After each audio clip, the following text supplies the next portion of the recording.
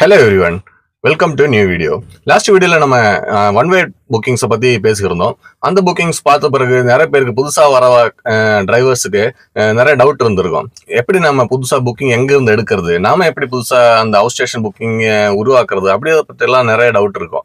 அதுக்குண்டான ஒரு விளக்கன்றபடி தான் நம்ம இந்த வீடியோ மேக் பண்ணியிருக்கோம். இதுல நம்ம சொல்ல போற விஷயங்கள் பார்த்தீங்கன்னா, எப்படி புக்கிங்ஸ் எடுக்கிறது, எங்க இருந்தெல்லாம் எடுக்கிறது, எப்படியெல்லாம் நம்ம கஸ்டமரை செட் பண்றது, அந்த மாதிரி ஹவுஸ் ஸ்டேஷனுக்கான கஸ்டமரை நம்ம எப்படியெல்லாம் பிடிக்கிறது அப்படின்றத பத்தி எல்லாம் நம்ம இதுல உங்களுக்கு ஐடியா கொடுத்துருக்கேன். எந்த வண்டி நீங்க யூஸ் பண்ண வேண்டி இருக்கும், எந்த வண்டி இருந்தா நல்லா இருக்கும் அப்படின்றத பத்தி எல்லாமே நம்ம இந்த வீடியோல இன்க்ளூட் பண்ணியிருக்கேன். வீடியோ முழுசா பாருங்க, உங்களுக்கு அந்த யூஸ்ஃபுல்லா இருக்கும் இது ஃபுல்லா.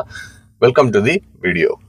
ஃபர்ஸ்ட் ஆஃப் ஆல் மெயினா நம்மளுக்கு இந்த ஹவுஸ் ஸ்டேஷன் புக்கிங் எல்லாம் எங்க கிடைக்கும் அப்படின்னு பாத்தீங்கன்னா, மெயினா டாக்ஸி கம்பெனிஸ், டிராவல்ஸ், அது மாதிரி ஒன் வே ஆபரேட்டர்ஸ் இருக்காங்க. ஒன் வே ஆபரேட்டர் பண்ணக்கூடிய ஆப் இருக்காங்க, டாக்ஸி ஆபரேட்டர்ஸ் இருக்காங்க, டிராவல்ஸுங்க இருக்கிறாங்க, அந்த மாதிரி இருக்காங்க, நிறைய பேர் இருக்காங்க. அது இல்லாம செல்ஃப் டிரைவர்ஸே பேசி உங்களுக்கு கொடுப்பாங்க. ஒன் வே டாரிஃப் அந்த மாதிரி கொடுப்பாங்க, டூ வே டாரிஃப் கொடுப்பாங்க, இல்ல 70% பேக்கேஜ் மாதிரியும் கொடுப்பாங்க. இப்படியெல்லாம் நம்மளுக்கு மற்றவங்க மூலியமா தான் நம்மளுக்கு மெயினாவே இந்த ஹவுஸ் ஸ்டேஷன் ட்ரிப்ஸ் வர்றதுக்கு வாய்ப்பு நிறையவே இருக்கு. அது இல்லாம நம்மளுக்கு எப்படி வரும்னு பாத்தீங்கன்னா, நம்மளோட செல்ஃப் கஸ்டமர்ஸை உருவாக்கி வச்சாக்கா வரும். அது இல்லாம நம்ம ஃப்ரெண்ட்ஸ், ரிலேட்டிவ்ஸ், அந்த மாதிரி அவங்க சரௌண்டிங்ல இருந்தெல்லாம் நம்மளுக்கு பர்சனல் டியூட்டிஸ் அப்படின்ற ஒரு இதுலதான் நம்மளுக்கு ஹவுஸ் ஸ்டேஷன் புக்கிங் நிறைய வரதுக்கு வாய்ப்பு இருக்கு. பேசிக்கலி நம்மளோட செல்ஃப் கஸ்டமர் நிறைய இருந்துச்சு அப்படின்னாக்கா நம்மளுக்கு அதிகமான வருமானம் வரும்.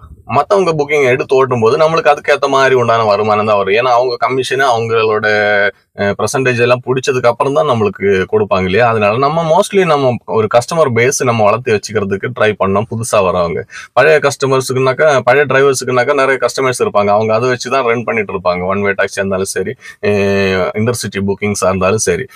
சரி, பொதுவாக மக்கள் எப்படி டிரான்ஸ்போர்ட்டிங் பண்ணுவாங்க அப்படின்றது தான் நம்மளுக்கு முதல்ல தெரிஞ்சுக்க வேண்டிய விஷயம். அது எப்படின்னாக்கா, நம்மளுக்கு முதல்ல எப்படி எல்லாருக்குமே தெரிஞ்ச விஷயம் தான். முதல்ல மக்கள் எப்படி டிரான்ஸ்போர்ட் பண்ணுவாங்க அப்படின்னு பாத்தீங்கன்னா, மோஸ்ட்லி ஆளுங்க ட்ரெயின்ல தான் ப்ரிஃபர் பண்ணுவாங்க.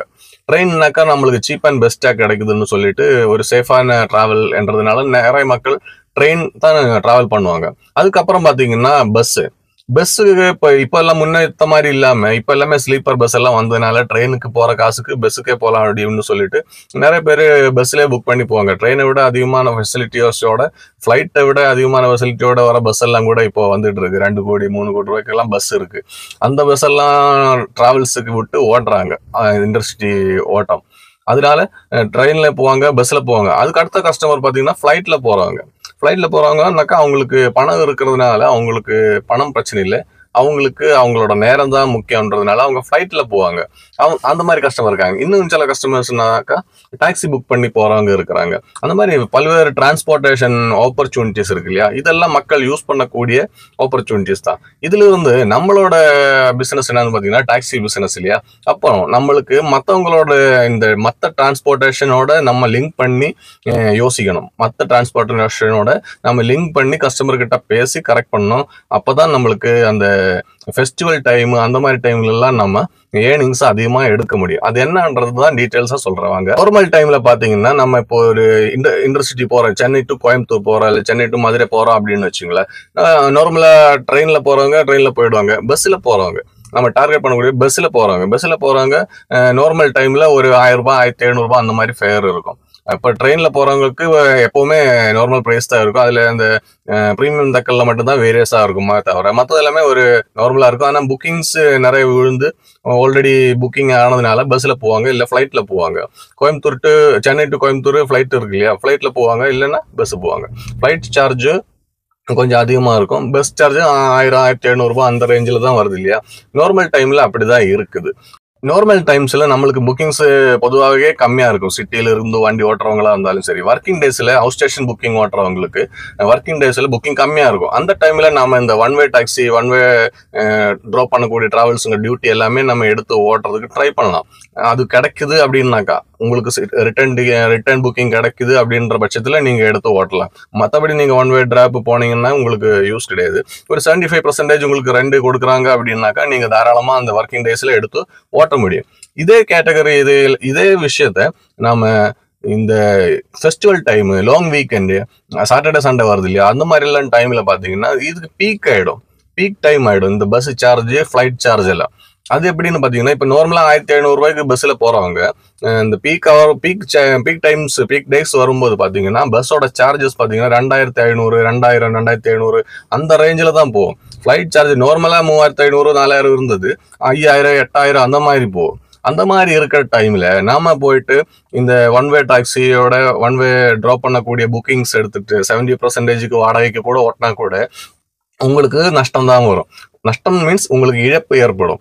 உங்களுக்கு வரக்கூடிய லாபத்தை நீங்க இழக்கிறீங்கன்றது தான் அர்த்தம். அந்த டைம்ல நம்ம எப்படி புக்கிங் எடுக்கணும்ன்றது நம்ம யோசிச்சு தான் பிளான் பண்ணணும்.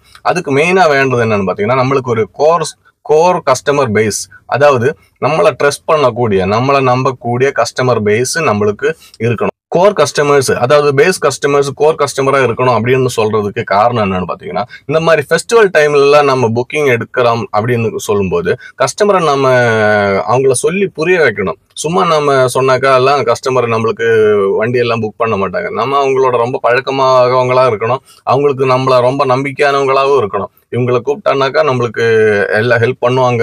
அங்கங்க போய் பிக்கப் பண்ண சொன்னா போவாங்க, அங்கங்க போங்கன்னு சொன்னா போவாங்க, கொஞ்சம் ஸ்லோவா போக சொன்னா போவாங்க, லக்கேஜ் ஏத்துறதுக்கு இறக்குறதுக்கு, வயசானவங்களை கூட்டு வந்து உட்கார வைக்கிறதுக்கு, அந்த மாதிரி அவங்களுக்கு பண்ணக்கூடிய ஹெல்ப் ஏதாவது பண்ணக்கூடியவங்களா இருக்கணும் நம்ம. அப்பதான் நம்ம அவங்க நம்மளை கூப்பிடுவாங்க. அது மட்டும் இல்ல, அந்த மாதிரி இருக்கும்போது தான் இந்த பஸ்ல போகும்போது எக்ஸ்ட்ரா கொடுக்கக்கூடிய அமௌண்ட் 2500 ரூபாய் கொடுக்குறாங்கன்னு வச்சுங்களேன். அந்த 2500 ரூபாய் ஒரு ஆள் போறதுக்கு 2500 ரூபாய் ஆகுது. ஒரு ஃபேமிலில இருந்து 4 பேர் போறது இருந்தா 10,000 ரூபாய் ஆகுது பஸ்ல. நார்மல் டைம்ல 6000 ரூபாய் ஆகுதுன்னாக்கா ஃபெஸ்டிவல் டைம்ல 10,000 ருபீஸ் ஆகுது. நம்ம நார்மல் டைம்ல போனாலும் ஃபெஸ்டிவல் டைம்ல போனாலும் நம்மளுக்கு ஒன் வே டாரிஃப் கொடுக்குறவங்க ஒன்று ஒன் வே கொடுப்பாங்க, இல்லைன்னா 75%, 70% கொடுப்பாங்க இல்லையா. நாம இப்படி பேசி போகும்போது கஸ்டமர் கிட்ட நம்மளோட விஷயத்த சொல்லி, நீங்க பஸ்ஸுக்கு கொடுக்குற காசு எனக்கு கொடுங்க, நாங்க உங்களை கொண்டு போய் விட்டுறோம் அப்படின்னு எல்லாம் சொல்லி நம்ம அவங்களுக்கு நம்பிக்கையானவங்க கஸ்டமரா இருந்துச்சுன்னாக்கா அவங்க யோசிப்பாங்க, ஆமா சரிதானே, இந்த டிரைவருக்கு கொடுத்தானே நம்ம தெரிஞ்சவங்களுக்கு கொடுக்காம யாருக்காவது ஒருத்தவங்களுக்கு கொடுக்கறதுக்கு பதிலாக நம்மளுக்கு தெரிஞ்சவங்களுக்கு கொடுக்கலாமேன்ற ஒரு தோட்டு இருக்கக்கூடிய கஸ்டமர்ஸ் தான் நம்ம கோர் கஸ்டமரா இருக்கணும். அவங்க நம்ம நடந்துக்கிறத பொறுத்து ஒரு 1000, 2000 எக்ஸ்ட்ராவா இருந்தாலும் நம்மளுக்கு தெரிஞ்சவங்களுக்கு கொடுக்கறதுக்கு ஒரு மனசு இருக்கக்கூடிய கஸ்டமர்ஸை நம்மளோட கோர் கஸ்டமர்ஸ்ல வச்சிருந்தாக்கா, நீங்க இந்த மாதிரி ஃபெஸ்டிவல் டைம்ல அவங்க கிட்ட பேசி, சார் இந்த மாதிரி நான் டிராப் பண்றேன், நீங்க பஸ்ஸுக்கு கொடுக்கறது இல்ல ஃபிளைட்டுக்கு கொடுக்குற காசோட பாதி தானே எனக்கு கொடுக்க போறீங்க. நீங்க பஸ்ல போகும்போது 10,000 ரூபாய் ஆகுதுனாக்கா அந்த ஃபேர் எனக்கு கொடுத்துருங்க. ஃபிளைட்டு போகுங்கன்னா 20,000 ஆகுனா அதோட பாதி தானே 10,000 ரூபாய், அதை எனக்கு கொடுத்தா நான் கொண்டு வந்து விட்டுறேன் அப்படின்ற மாதிரி சொல்லி நீங்க உங்களோட சிச்சுவேஷன் புரிய வச்சீங்க அப்படின்னாக்கா நம்மளுக்கு தாராளமா அந்த கஸ்டமரும் யோசிப்போமா, அவங்க சொல்றது சரிதான், நம்மளுக்கு ஹெல்ப் பண்ணலாமே அப்படின்னு சொல்லிட்டு யோசிச்சு நம்மளுக்கு ஹெல்ப் பண்றதுக்கு வாய்ப்பு இருக்கு.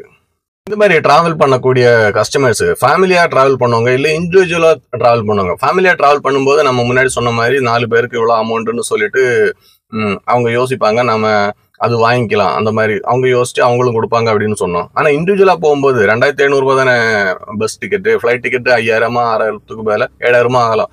அந்த மாதிரி தானே இருக்கு. நான் இண்டிவிஜுவலா போகலாமே அப்படின்னு யோசிப்பாங்க. அந்த மாதிரி இருக்கிற இடத்துல தான் நம்ம அவங்கள புரிய வைக்கணும். அவங்க ஒன்று ஒர்க் பண்ணவங்களா இருக்கலாம், இல்லை ஸ்கூல்ல படிக்கக்கூடிய பசங்க. இப்போ சென்னைக்கு வந்து பசங்க நிறைய பேர் படிக்கிறாங்க இல்லையா, வெளியூர்ல இருந்தெல்லாம். அந்த மாதிரி ஆளுங்க கூட இருக்கலாம். அந்த மாதிரி ஆளுங்க இருந்தோம்னா என்னன்னாக்கா, காலேஜ் முடிகிற வரைக்கும் ஒரு 4 வருஷம் 5 வருஷத்துக்கு இங்கே இருப்பாங்க. அவங்க ஊருக்கு போகும்போதெல்லாம் நம்மளை கூப்பிடுறதுக்கு சான்ஸ் இருக்கு.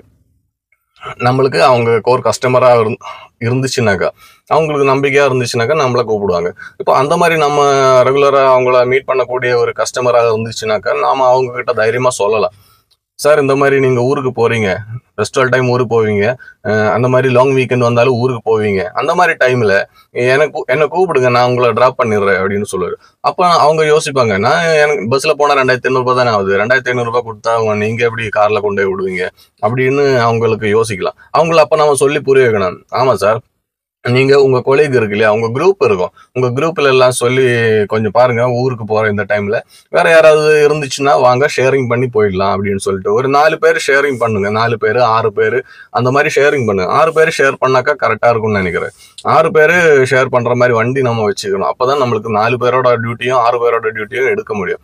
அவங்க ஷேர் பண்ற அது நல்ல ஐடியாவா தான் இருக்கு அப்படின்னு யோசிச்சுட்டு அவங்க என்ன யோசிப்பாங்க, அவங்க ஃப்ரெண்ட்ஸ் கொலீக்ஸ் யாராவது இருந்துச்சுனாக்கா அவங்க கிட்டையும் பேசி, அவங்களும் ஒரே ஊருக்கு போறவங்களா இருந்துச்சுனாக்கா அவங்க கிட்ட பேசுவாங்க, அந்த பேசிட்டு அவங்களுக்கு ஓகேனாக்கா நம்மகிட்ட சொல்லுவாங்க, நம்ம புக்கிங் எடுத்துட்டு கொண்டு போய் டிராப் பண்ணிக்கலாம். 4 பேர்னாக்கா ஆளுக்கு 2500 போட்டாக்கா 10,000 ரூபாய் வாங்கிக்கலாம். 6 பேர்னா 15,000 ரூபாய் வாங்கிக்கலாம். நீங்க ஒன் வே டாக்ஸி போறதா இருந்தாக்கா 7,500 ரூபாய் 7,000 ரூபாய் கொடுப்பாங்க ஃபெஸ்டிவல் டைம்ல. அது பெரிய வண்டின்னா ஒரு 10,000 ரூபாய் கொடுப்பாங்க. இதுனா நம்மளுக்கு 15,000 வருது இல்லையா? அந்த மாதிரி நம்ம இது பேசி அவங்கள புரிய வச்சிங்க அப்படின்னாக்கா, ஒன்ஸ் நம்ம அது உருவாக்கிட்டீங்க அப்படின்னாக்கா அவங்களுக்கு லீவ் இருக்கும்போது எல்லாமே நம்மளை கூப்பிடுவாங்க. பொதுவாக அந்த ஐடி கம்பெனிங்க, காலேஜஸ் எல்லாமே இருக்கிறவங்களுக்கு ஒரு குரூப் இருக்கும். இப்போ ஏதாவது ஒரு ஊர்ல இருந்து வராங்கன்னு வச்சுங்களேன், இப்போ ஒரு கோவில்பட்டி இல்லை திருநெல்வேலி, தூத்துக்குடி அங்கிருந்தெல்லாம் வராங்கன்னு வச்சுங்களேன், இங்கிருந்து ஒரு 10 பசங்க படிக்கிறாங்க அப்படின்னாக்கா ஒவ்வொரு காலேஜ்லயும் 10 பசங்க இருப்பாங்க. 10 காலேஜ் இருக்குன்னா 100 பசங்க இருப்பாங்க. அவங்களுக்கு எல்லாமே ஒரு குரூப் இருக்கும். கோவை குரூப்ஸ், இந்த மாதிரி திருநெல்வேலி குரூப், இந்த மாதிரி தூத்துக்குடி குரூப் அப்படின்னு சொல்லிட்டு ஒரு குரூப் இருக்கு, கிரியேட் பண்ணி வச்சிருப்பாங்க. அவங்க அதுக்குள்ள பேசிப்பாங்க. அப்போ அவங்களுக்கு நம்ம இந்த மாதிரி இன்ஃபர்மேஷன் கொடுத்தாங்க அப்படின்னாக்கா அவங்க சொல்லுவாங்க, சரி சார் நீங்க சொன்ன கரெக்டா தான் இருக்கு, நம்ம ஒரு பிளான் பண்ணி போவோம் அப்படின்னு. அப்போ அவங்களுக்கும் நஷ்டம் இல்லை, நம்மளுக்கும் நஷ்டம் இல்லை. அந்த மாதிரி நம்ம எடுத்துட்டு போறது தான் நம்மளுக்கு நல்லா இருக்கும். அப்படின்னாக்கா நம்மளுக்கு ஒரு ஹையர் ஃபேர் கிடைக்கிறதுக்கு வாய்ப்பு இருக்கு இந்த ஃபெஸ்டிவல் டைம்ல. நார்மல் டைம்ல நம்ம மற்றபடி கொஞ்சம் கம்மியான வாடகைக்கு ஓட்டினா கூட நம்மளால சமாளிச்சு ஓட்ட முடியும். இந்த மாதிரி நம்ம இது இல்லாம நம்ம கஸ்டமருக்குன்னு ஒரு குரூப் நம்மளே கிரியேட் பண்ணி வச்சுக்கலாம். நீங்க ஒரு வண்டி வச்சிருக்கீங்க அப்படின்னாக்கா, நீங்க ஒரு ஹவுஸ் ஸ்டேஷன் மட்டும் ஓட்டுறீங்க அப்படின்னு பாத்தீங்கன்னாக்கா, நீங்க ஒரு குரூப் கிரியேட் பண்ணி வச்சுக்கலாம். அந்த குரூப்ல கஸ்டமர்ஸை ஆட் பண்ணலாம். இந்தந்த ஊருக்கு உண்டான கஸ்டமர்ஸ், இந்தந்த இப்போ மதுரைக்கு உண்டான ஒரு group, south Tamil Nadu, north Tamil Nadu, அந்த மாதிரி ஏதாவது நம்ம குரூப் கிரியேட் பண்ணி வச்சுக்கலாம். அந்தந்த ஏரியாவுக்கு ஒரு 150, 200 கிலோமீட்டர் கேப்ல இருக்கக்கூடிய சிட்டிஸுக்கு, இப்போ சிதம்பரம், கடலூர் அந்த மாதிரி ஊருக்கு ஒரு குரூப்பு, அந்த சைடு கோயம்புத்தூர் சைடுக்கு ஒரு குரூப்பு, தூத்துக்குடி, கன்னியாகுமரி அந்த மாதிரி ஒரு குரூப்பு, அந்த மாதிரி 3-4 குரூப் கிரியேட் பண்ணி வச்சிங்கன்னாக்கா, அந்த குரூப்புக்குள்ளேயே நீங்கள் அந்தந்த ஏரியாவில் இருக்கிற கஸ்டமரை ஆட் பண்ணி வச்சுட்டு அவங்களுக்கு தேவைப்படும் போது நீங்கள் மெசேஜ் குரூப்பில் போடுங்கன்னு சொல்லி இடையில நீங்கள் ஒரு ஹாய் மெசேஜோ ஏதாவது ஒரு மெசேஜ் போட்டுகிட்டே இருந்தீங்க அப்படின்னாக்கா கஸ்டமருக்கும் நம்மளுக்கும் ஒரு இன்ட்ராக்ஷன் இருந்துகிட்டே இருக்கும். அப்போ அவங்க குரூப்பில் அவங்களுக்கு தெரியாத கஸ்டமரை கூட நம்ம ஆட் பண்ணி விடுறோம் இல்லையா? அப்போ குரூப் மூலமா அவங்க சந்திக்கிறதுனால அவங்களுக்கு அந்த நம்ம போகக்கூடிய டைம்ல அவங்களுக்கு அது யூஸ் ஆகும். அவங்க ஷேர் பண்ணி நம்மளுக்கு அந்த ரெண்டு கொடுக்கலாம். கொடுக்கும்போது அவங்களுக்கு லோஸ் வராது. அது அப்போ இந்த மாதிரி ஒன் வே டாக்ஸி ஓட்டுறவங்க கேட்கலாம், அவங்க ஷேர் பண்ணி ஒன் வே டாக்ஸியில் போகக்கூடாதா அப்படின்னு சொல்லிட்டு. அதுக்கு தான் நான் ஃபர்ஸ்டே சொன்னது, நம்மளுக்கு செட் பண்ணக்கூடிய கஸ்டமர், நம்மளோட கோர் கஸ்டமர், நம்மளை ட்ரஸ்ட் பண்ணக்கூடிய நம்மளுக்கு தேவையான கஸ்டமராக இருக்கணும். ஏன்னா ஒன் வே பிக்கப் பண்ணாக்க ஒரு இடத்துல பிக்கப் பண்ணி ஒரு இடத்துல ட்ராப் பண்ணுவாங்க. அந்த மாதிரி இல்லாம நம்ம கஸ்டமர்னாக்கா 4 பேர் 5 பேர் 6 பேர் ஏத்துறோம் அப்படின்னாக்கா 6 பேரை 6 இடத்துல பிக்கப் பண்ணணும், 6 இடத்துல டிராப் பண்ண வேண்டியிருக்கும். அந்த மாதிரி இருந்தா கூட நம்ம கொண்டு போய் டிராப் பண்ணணும். அந்த மாதிரி சின்ன சின்ன சாக்ரிஃபைசேஷன் நம்ம இதுல பண்ணாதான் நம்மளுக்கு இவங்க திரும்ப கூப்பிடுறதுக்கு வாய்ப்பு இருக்கு. இந்த மாதிரி குரூப் நீங்க கிரியேட் பண்ணி வச்சீங்க அப்படின்னாக்கா அந்த குரூப்ல உங்களுக்கு கஸ்டமர்ஸை லிங்க் பண்ணி விடணும். லிங்க் பண்ணி விட்டாச்சுனாக்கா அவங்களுக்குள்ள டிஸ்கஸ் பண்ணி அந்த குரூப்லேயே டிஸ்கஸ் பண்ணுவாங்க. அது டிஸ்கஸ் பண்ணிட்டு நம்மளுக்கு அந்த புக்கிங் எடுத்து ஓட்டுறதுக்கு நிறைய ஹெல்ப்ஃபுல்லாக இருக்கும். அந்த மாதிரி எல்லாம் கொஞ்சம் டிஃப்ரெண்டாக யோசிச்சா தான் அந்த ஒன் வே டாக்ஸி எல்லாம் அவாய்ட் பண்ணிட்டு நம்மளா எடுத்தாதான் நம்மளுக்கு ஏர்னிங்ஸ் அதிகமாக வர்றதுக்கு சான்ஸ் நிறைய இருக்கு. மெயினாக இந்த ஃபெஸ்டிவல் டைமு, லாங் வீக்கெண்ட் எல்லாம் டைமில் பார்த்தீங்கன்னா ஃபேர் அதிகமாக இருக்கிறதுனால நம்மளுக்கு கொடுக்கறதுக்கும் அவங்க யோசிப்பாங்க. பஸ்ஸுக்கு தேவையில்லாமல் யாருக்கோ ஒருத்தவங்களுக்கு கொடுக்கறதுக்கு நம்மளுக்கு தெரிஞ்சவங்களுக்கு கொடுக்கலாமே அப்படின்ற ஒரு மென்டாலிட்டியில் அவங்க நம்மளுக்கு கண்டிப்பாக செய்வாங்க. ஒன்றும் பிரச்சனை இருக்காது. அது நம்மளை நடந்துக்கிற பொறுத்தது தான். நம்மளோட கஸ்டமர் சர்வீஸ் எப்படி இருக்கோ அதுக்கேற்ற மாதிரி தான் நம்மளுக்கு பிக்கப் அமையறதும் கஸ்டமர் அமையறது எல்லாமே. இந்த மாதிரிலாம் நீங்கள் பார்த்து ஓட்டுங்க. புதுசாக வரவங்க இதெல்லாம் பார்த்து ஓட்டுனீங்க அப்படின்னாக்கா கண்டிப்பாக உங்களுக்கு புக்கிங்ஸ் கிடைக்கும்.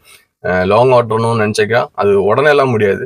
ஒரு 2-3 வருஷம் நீங்கள் இந்த மாதிரிலாம் பிளான் பண்ணி ஹார்ட் ஒர்க் பண்ணி ஒரு சிஸ்டம் கிரியேட் பண்ணாதான் உங்களுக்கு லாங் எல்லாம் ரெகுலராக ஓட்ட முடியும். இல்லைன்னா நீங்கள் மற்றவங்களை நம்பி தான் இருக்க வேண்டியிருக்கும்.